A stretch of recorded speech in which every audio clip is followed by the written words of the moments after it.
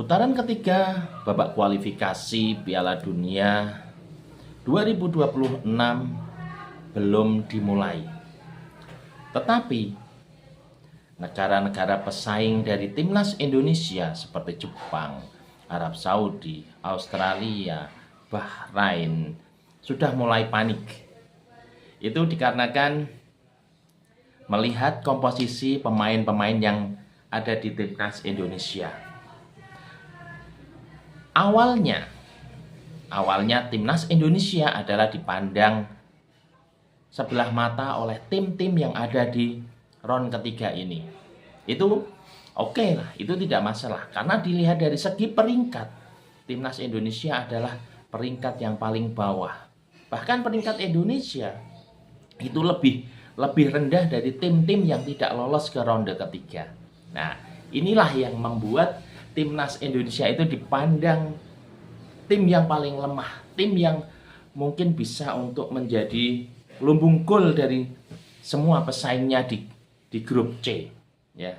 Tetapi setelah melihat komposisi pemain dari timnas Indonesia, di situ banyak sekali pemain-pemain yang bermain di liga-liga top Eropa. Ada Liga Italia dengan Jai Dance-nya. Kemudian ada di Liga Belanda, Liga Belgia, bahkan di Liga Inggris pun kita mempunyai pemain. Nah, inilah yang menjadi ketakutan, seperti ibaratnya adalah Denmark ketika Euro dia bisa meledak, dia bisa mengalahkan tim-tim yang ada di grup itu. Bahkan Denmark itu sama seperti timnas Indonesia, dipandang sebelah mata. Apa sih Denmark? Sekarang sama. Siapa sih Indonesia? Tetapi tim-tim yang sudah merasakan ketika bertemu dengan timnas Indonesia, mereka sudah tahu seperti apa ledakan Indonesia, kepakan Garuda seperti apa.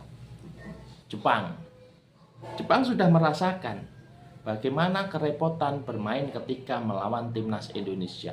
Itu belum diperkuat oleh pemain baru, itu belum diperkuat oleh Verdok, belum diperkuat oleh Tom Haye, belum diperkuat oleh Ragnar.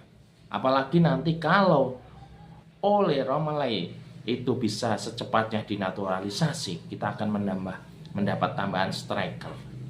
Kemudian belum lagi nanti Martin Paes. Ya, Martin Paes kalau banding kita diterima, secara otomatis dia langsung bisa bermain untuk timnas Indonesia. Nah, inilah yang menjadi kekuatan dari timnas Indonesia untuk bisa lolos dari ron ketiga ini. Ya. Australia, bagaimana kita kalahkan di U23-nya. Padahal timnas kita antara timnas U23 dengan timnas senior itu hampir sama, hanya tambahan beberapa pemain.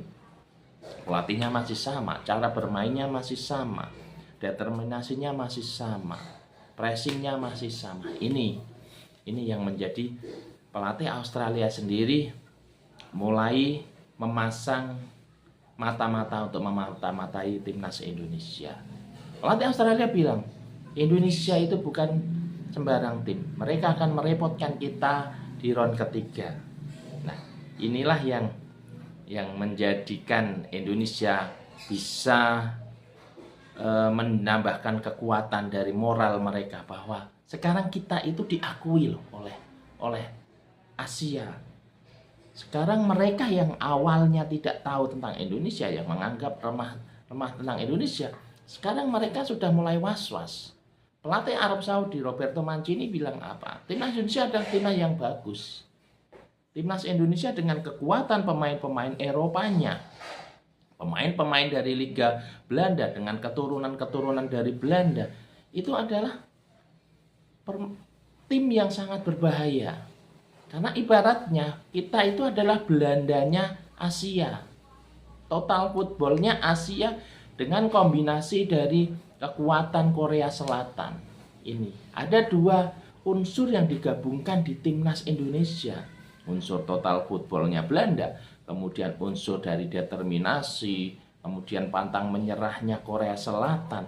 Ini Ini yang akan membuat ketakutan lawan-lawan kita, apalagi nanti ketika ada Turkmenistan, ya, kemudian ada Jordania, ada Bahrain, ya.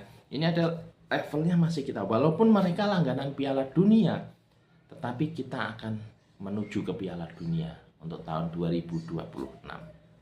Semoga semua pemain-pemain harapan dari Sintayong, harapan dari PSSI, semuanya bisa bergabung dalam putaran ketiga ini yang akan memainkan banyak laga.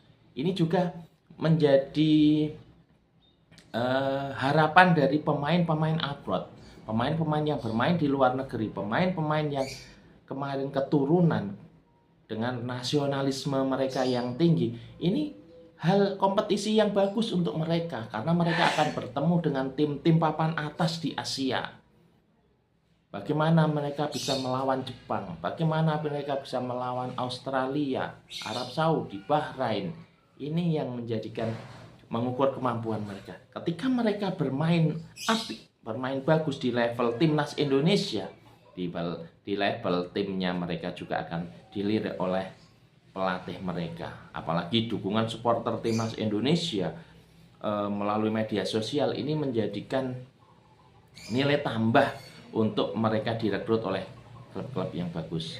Semoga di round ketiga ini Indonesia membuat kejutan dan bisa lolos langsung, bahkan bisa menyaingi Jepang dan Australia. Kita tunggu di pertandingan pertama ketika kita away ke kandang Arab Saudi, kita gebrak mereka. Kemudian kita tunggu Australia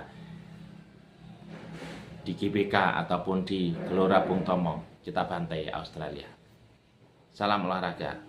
Wassalamualaikum warahmatullahi wabarakatuh.